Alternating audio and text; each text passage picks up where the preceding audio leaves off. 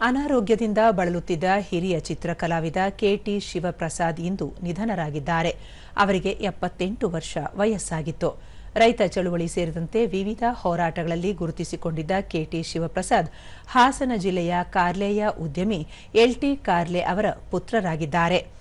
1947ರಲ್ಲಿ ಕೊಡಗಿನ ಮಡಕೇರಿ ತಾಲೂಕಿನ ಕೃಷಿ ಕುಟುಂಬದಲ್ಲಿ ಜನಿಸಿದ ಶಿವಪ್ರಸಾದ್ ಅವರು ಬಾಲ್ಯದಿಂದಲೇ ಚಿತ್ರಕಲೆಯತ್ತ ಅಪಾರ ಆಸಕ್ತಿ ಹೊಂದಿದರು.